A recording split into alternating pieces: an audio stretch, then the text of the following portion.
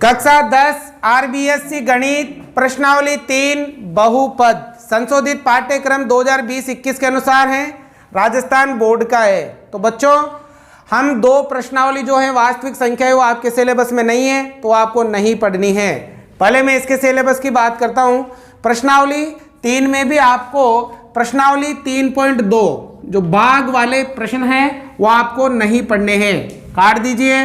इसके अलावा 3.6 जो लसम मसे वाले प्रश्न हैं वो भी हमें इस प्रश्नावली में नहीं पढ़ने हैं। बची हुई जो भी प्रश्नावली है 3.1, 3.3, 3.4, 3.5 ये हम इसमें पढ़ेंगे। तो आपका सिलेबस है 3.2 में नहीं पढ़ेंगे, 3.6 भी हम नहीं पढ़ेंगे, ठीक है। तो सबसे पहले बच्चों इस प्रश्नावली का जो सामान्य परिचय है, इंट्रोडक्शन है, वो मैं आपको बता रहा हूँ।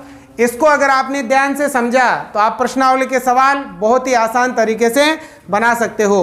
तो देखो शुरू करते हैं, बहुपद क्या होता है। तो बच्चों यहीं से आपकी स्टार्ट हो जाती है बीज गणित, ठीक है, बीज गणित। तो सबसे पहले हम बीज गणित की परिभाषा की बात कर लेते हैं, ठीक है। गणित की वह शाखा जिसमें अंकों तथा अक्षरों का प्रयोग किया जाता है बीज गणित कहलाती हैं। गणित की वह शाखा जिसमें अंकों और अक्षरों का प्रयोग किया जाता है क्या कहलाती हैं? बीज गणित। कैसे? जैसे 2x है ना प्लस 3, तो देखो यहाँ पर अंक भी है और अक्षर भी है, तो ये क्या है आपके बीज गणित है। क्या है? बीज गणित। कोई सा भी जैसे 3z, तो यहाँ देखो अंक भी है और अक्षर भी है। तो गणित की वह शाखा जिसमें अंकों और अक्षरों का प्रयोग करते हैं क्या कहलाती है? बीज गणित कहलाती है। अब बच्चों जो ये अंक हैं, अंक उन्हें हम कहते हैं अचर। क्या कहते हैं? अचर कहते हैं। और जो अक्षर हैं उन्हें हम चर कहते हैं। क्या कहते हैं? चर। अंकों को तो कहते हैं अचर और अक्षरों को क्या कहते हैं? चर कहते हैं। अब अचर और चर का मतलब क्या है? देखो अचर जिसका मान कभी भी नहीं बदलता है, जिसका मान कभी भी नहीं बदलता क्या कहलाता है? अचर। और चर जिसका मान बदलता है वो क्या कहलाता है? चर कहलाता है। अब देखो जिसका मान नहीं बदलता है कैसे? मतलब जैसे आप बचपन में जब से गिनती स्टार्ट करे थे तब से 3 को क्या बोलते थे? आज भी क्या बोल रहे हो? और आने वाले समय में भी क्या बोलोगे?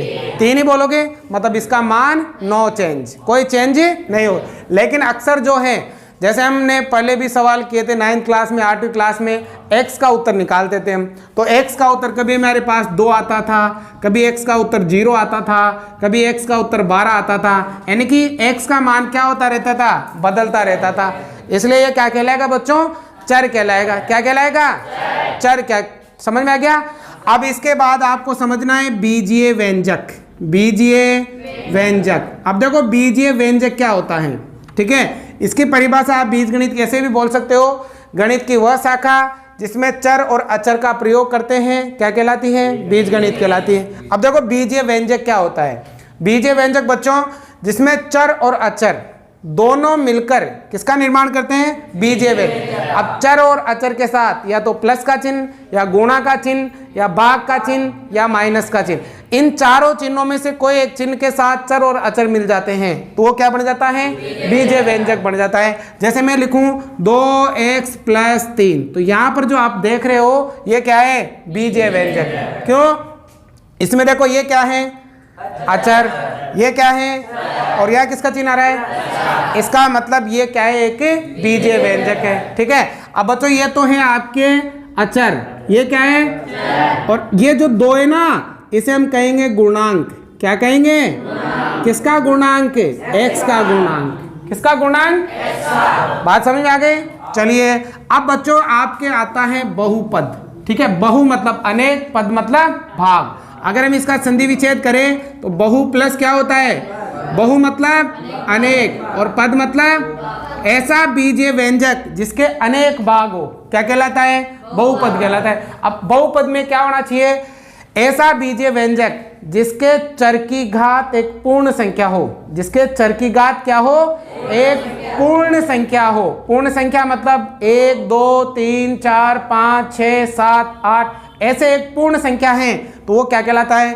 बहुपद कहलाता है। क्या कहलाता है? जैसे यहाँ है 2x + 3, तो बच्चों यहाँ x की घात कितनी है? 1, यानी कि एक एक पूर्ण संख्या है, इसलिए ये जो आपके सामने दिया हुआ है ये क्या है? बहुपद है। अगर यहाँ x की घात 2 + 3x + 4, तो देखो यहाँ x की घात कितनी है? 1 पूर्ण संख्या है, इसलिए ये भी क्या है? एक बहुपद है। क्या है? अगर बच्चों ऐसे आ जाए x की घात 1/2 + 3, तो ये बहुपद नहीं है। अगर ऐसे आ जाए x की घात -2 + 3, ये भी बहुपद नहीं है। बहुपद वो होगा जिसमें चर की घात एक पूर्ण संख्या होगी, धनात्मक होगी। अगर माइनस में आए घात तो बहुपद नहीं है, अगर बटे में आए घात तो भी वो बहुपद नहीं है। समझ में आ गया? तो बहुपद किसे कह देंगे? ऐसा बीजीय व्यंजक जिसमें चर की घात एक पूर्ण संख्या हो, वो क्या कहलाएगा? बहुपद कहलाएगा। ठीक है। अब बच्चों बहुपद अलग अलग प्रकार के हो सकते हैं। जैसे बच्चों मैंने यहाँ पर लिखा 2x + 3, अगर बच्चों किसी बहुपद की घात 1 है, किसी बहुपद की घात कितनी है? अब देखो x के ऊपर कोई घात नहीं होती तो 1 मान लेंगे। ठीक है। अगर घात 1 है तो उसे कहते हैं रेखिक बहुपद। क्या कहते हैं? रेखिक बहुपद कहते हैं। अगर बच्चों बहुपद की सबसे बड़ी घात 2 है, सबसे बड़ी घात कितनी है? तो इसे कहते हैं द्विघात बहुपद। क्या कहते हैं? द्विघात। अगर बच्चों बहुपद की घात 3 आ जाए, x की घात 3 + 3x² + x + 4, ऐसा है ना, बहुपद की सबसे बड़ी घात कितनी है? तो इसे कहेंगे हम त्रिघात बहुपद। क्या कहेंगे? त्रिघात बहुपद कहेंगे। ठीक है ना। अगर बच्चों घात 4 है तो चतुर्घात बहुपद, 5 है तो ऐसे आगे बढ़ता जाएगा और वो बहुपदों के प्रकार निकलते जाएंगे। तो बहुपदों के ये प्रकार हैं किसके आधार पर? घात के आधार। अब बहुपदों के प्रकार पदों के आधार पर भी होते हैं। किसके आधार पर? जैसे यहाँ पर देखो 2 पद है। कितने पद है? तो ये द्विपदी बहुपद है। कौन सा? अब यहाँ देखो 1 2 3 पद है, तो ये त्रिपदी बहुपद है। यहाँ देखो 1 2 3 4 पद है, तो ये चतुर्पदी बहुपद है। ठीक है। लेकिन हमें घातों के आधार पर इसमें देखना है। ठीक है। तो बच्चों हम इसमें सबसे ज्यादा पढ़ने वाले हैं द्विघात बहुपद। क्या पढ़ेंगे हम? द्विघात बहुपद। अब जब इसका उत्तर निकालते हैं, क्या निकालते हैं? मतलब उत्तर मतलब किसका मान निकालते हैं? x का। तो x की जगह ऐसा मान आना चाहिए कि इसको हल करने पर इसका उत्तर क्या आ जाए? 0 आ जाए। ठीक है ना। तो अगर हम बहुपद के उत्तर निकालते हैं तो बहुपदों के उत्तर को कहते हैं शून्यांक। क्या कहते हैं बच्चों? शून्यांक कहते हैं। बहुपद का जो उत्तर आएगा उसे हम क्या कहेंगे? शून्यांक। अब देखो अगर बच्चों बहुपद की घात 1 है, बहुपद की घात कितनी है? तो उसका उत्तर भी 1 ही आएगा। उसका उत्तर कितना आएगा? मतलब उसका शून्यांक कितना होगा? 1। अगर बहुपद की घात कितनी है? उसके उत्तर कितने होंगे? मतलब उसके शून्यांक कितने होंगे? 2 होंगे। अगर घात 3 है तो उसके उत्तर भी कितने होंगे? 3 होंगे। कितने होंगे? समझ में आ गया? अब बच्चों जो बहुपद है उसको आप इस तरह से लिख सकते हो, ax² + bx + c। ऐसे अगर ऐसे लिखा है तो ये एक क्या है? बहुपद। कौन सा बहुपद? द्विघात। क्योंकि सबसे बड़ी घात कितनी है? यहाँ पर a b और जो c है ये वास्तविक संख्या है। ये क्या है? वास्तविक संख्या। मतलब इनकी जगह गणित का कोई सा भी नंबर आ सकता है, 10 50 20 5 17। वास्तविक संख्या मतलब गणित वाले अंक है ये। ठीक है।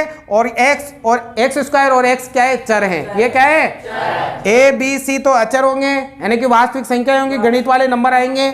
और जो x और ये x² और x है ये क्या होंगे बच्चों? चर होंगे। क्या होंगे? अगर ऐसे लिखा है तो ये क्या है? एक द्विघात बहुपद। अगर ये ऐसे भी लिखा है ax² + bx, तब भी ये क्या है? द्विघात बहुपद। अगर ये ऐसे लिखा है ax² + c, तब भी क्या है? ये द्विघात बहुपद। ठीक है ना। ये भी द्विघात बहुपद का रूप है, ये भी द्विघात बहुपद का रूप है, और ये भी द्विघात बहुपद का। मान लो यहाँ ax² bx है, यहाँ क्या नहीं है? तो हम c को क्या मान लेंगे? 0 मान लेंगे। क्या मान लेंगे? यहाँ देखो ax² + c है, यहाँ क्या नहीं है? bx। तो bx को हम क्या मान लेंगे? 0 मान लेंगे। बात समझ में आ गई? अगर घात 2 है बच्चों तो उत्तर भी कितने आएंगे? और बहुपद के उत्तर क्या कहलाते हैं? शून्यांक कहलाते हैं। क्या कहलाते हैं? समझ में आ गए? अब जो शून्यांक है, अब इसमें कितने शून्यांक आएंगे? 2। एक शून्यांक को तो हम लेते हैं अल्फा, क्या मानते हैं? और एक शून्यांक को बोलते हैं बीटा। क्या बोलते हैं? अगर बच्चों हम शून्यांकों का योग करते हैं, शून्यांकों का क्या करते हैं?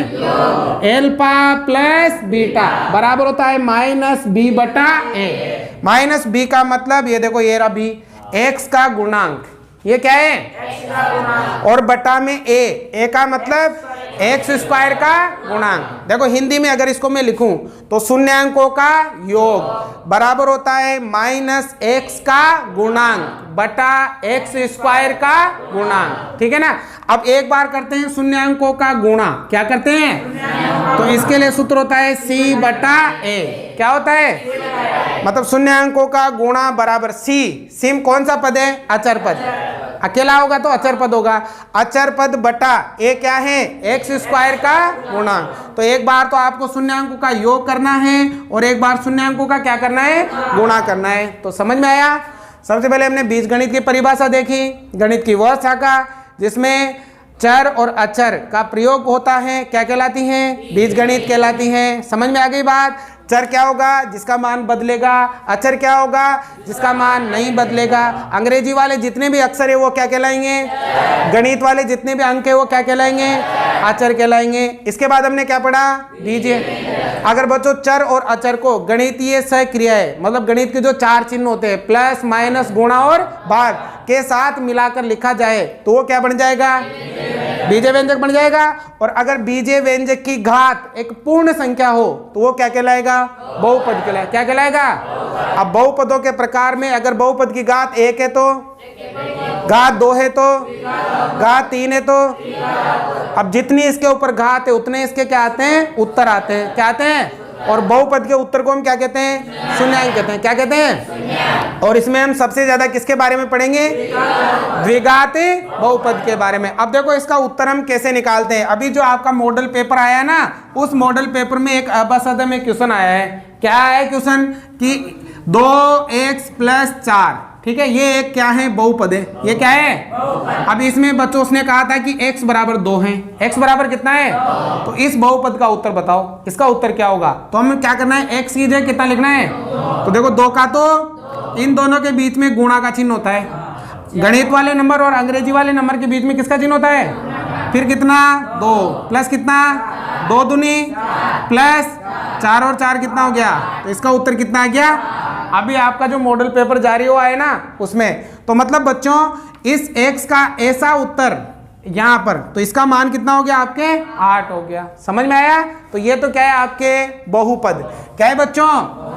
अब इसी में आपके समीकरण भी है। इसी में क्या है समीकरण। अब समीकरण का मतलब होता है जैसे तराजू देखा है, ताखड़ी है तराजू, तो तराजू देखो ऐसे 2 पलड़े होते हैं तराजू में, होते हैं पलड़े, एक पलड़ा इधर होगा और एक पलड़ा इधर होगा, ठीक है। और बीच में से तराजू को उठाने के लिए यहाँ पर ये होता है ना। एक तरफ तो हम बाट रख देते हैं, ठीक है, 10 किलो 50 किलो जितने भी रखने हो, और एक तरफ वस्तु रखते हैं जो भी हमें तोलनी हो। इसको सही कब माना जाता है, जब ये दोनों पलड़े क्या हो, मतलब ये दोनों क्या हो बराबर। तो देखो जो बहुपद था द्विघात, उसे कैसे लिख सकते हैं, x² + bx + c। ये क्या है बच्चों, बहुपद। क्या है। अगर बच्चों इसके बराबर में 0 लगा दें, बराबर में क्या लगा दें, तो ये बन जाएगा समीकरण। क्या बन जाएगा। और घात कितनी है, इसका मतलब ये होगा द्विघात समीकरण। कौन सा, द्विघात समीकरण। जब हम बहुपद को ज्ञात करते हैं तो उत्तर क्या कहलाते हैं, क्या कहलाते हैं। अब जब हम समीकरण को हल करेंगे, क्या करेंगे समीकरण को, तो इसके उत्तर कहलाएंगे मूल। क्या कहलाएंगे। अब बच्चों अगर घात 2 है तो उत्तर भी कितने होंगे, उत्तरों को क्या कहेंगे, मूल कहेंगे। क्या कहेंगे। अब बच्चों इसमें जो आपका बहुपद था, बहुपद है ना, उसको कैसे लिखते हैं, ax² + bx + c। ये किस बहुपद है। बहुपद को हल करने की केवल एक विधि है, उस विधि का नाम है गुणनखंड। क्या नाम है, गुणनखंड विधि से हम बहुपद को हल करेंगे। जबकि बच्चों जो समीकरण है ना उसको हल करने की 3 विधियां हैं। कितनी 3। पहली विधि है गुणनखंड। पहली कौन सी, गुणनखंड। और दूसरी है पूर्ण वर्ग। दूसरी कौन सी, और तीसरी है सूत्र विधि। कौन सी, सूत्र मतलब श्रीधराचार्य सूत्र वाला है ना। तो इन 3 विधियों से हम समीकरण को हल करेंगे, जबकि हम बहुपद को केवल एक विधि से हल करेंगे, और उस विधि का नाम क्या है, गुणनखंड विधि, है ना। आप गुणनखंड विधि में ध्यान देना, बच्चों गुणनखंड विधि में हम क्या करते हैं, बीज की संख्या के ऐसे टुकड़े करते हैं, बीज की संख्या के कि जोड़ने या घटाने पर तो बीज की संख्या ही आए और गुणा करने पर पहली व तीसरी संख्या का गुणनफल आए, तो आपके क्या हो जाता है, गुणनखंड विधि हो जाती है। जैसे एक उदाहरण करके बता, ये अब तक समझ में आया, समझ में आ गया ना, ये बीजगणित का ये सारा कंसेप्ट अगर आपको समझ में आ गया ना तो यूं होगी प्रश्नावली चुटकियों में, समझ में आ गया पूरा। अब देखो एक उदाहरण बताते हैं, ठीक है ना, इसी में देख लेते हैं एक उदाहरण, फिर प्रश्नावली शुरू करेंगे। तो इसमें हम मेन चीज पढ़ेंगे बच्चों, द्विघात बहुपद और द्विघात समीकरण, ठीक है ना। आप देखो ध्यान दो, एक उदाहरण देख लेते हैं, बुक देना रे, देखो बुक से उदाहरण ले लेते हैं, एग्जाम्पल। जैसे पहला ले लेते हैं, पहले बच्चों ध्यान से देखो, x square minus 2x minus 8, ये है आपके पास एक द्विघात बहुपद। क्या है रे, कैसे पता चला भाई द्विघात बहुपद है, सबसे बड़ी घात कितनी है, अगर इसके बराबर में 0 होता है या बराबर में कोई संख्या होती है तो क्या हो जाता है, ये समीकरण हो जाता है ना, अभी बहुपद है। अब द्विघात बहुपद को हम हल करेंगे कौन सी विधि से, गुणनखंड, है ना। अब गुणनखंड विधि में देखो हम बीज की संख्या के टुकड़े करते हैं, बीज की संख्या क्या करते हैं, टुकड़े करेंगे, तोड़ेंगे इसको, कैसे से, हथौड़ी से तोड़ोगे क्या, तोड़ेंगे इसको, है ना, हाँ पेन से तोड़ेंगे। अब कैसे तोड़ेंगे, देखो पहले लिखेंगे पहली संख्या इंटू तीसरी संख्या, पहली संख्या का तीसरी संख्या से गुणा करना है, तो यहाँ लिखोगे पहली संख्या इंटू तीसरी संख्या, ठीक है ना। पहली संख्या कितनी, एक्स स्क्वायर, तीसरी संख्या कितनी, दोनों गुणा करेंगे माइनस 8x स्क्वायर। ये काम रफ में करना है भाई, काय में करना है, ठीक है ना। अब देखो ध्यान दो, बीज की संख्या माइनस 2x है, इसके ऐसे टुकड़े करो कि जोड़ने या घटाने पर तो वापस ये आए और टुकड़ों को गुणा करने पर कितना है, 2 के ऐसे टुकड़े करने हैं कि जोड़ने घटाने पर तो 2 आए और गुणा करने पर कितने आए, 8 आए। अब मान लो दिमाग काम नहीं करता है ना, तो ऐसे करो 8 के टुकड़े कर लो, 8 है ना, गुणनखंड करो, किसका भाग जाएगा, कितनी बार, फिर 2 का, फिर 2 का, टुकड़े कितने करने हैं, 2, टुकड़े कितने करने हैं, कितने हो गए, 3 हो गए ना, तो हम यहाँ दोनों को गुणा कर लेंगे, 2 दूनी 4 हो गए। अब कितने रह गए भाई, 2 रह गए ना 2। अब देखो 4 में से 2 घटाओगे तो क्या बचेगा, और 4 को 2 से गुणा करोगे तो, समझ में आ गया। तो माइनस 2x के टुकड़े क्या हुए, 4 और 2।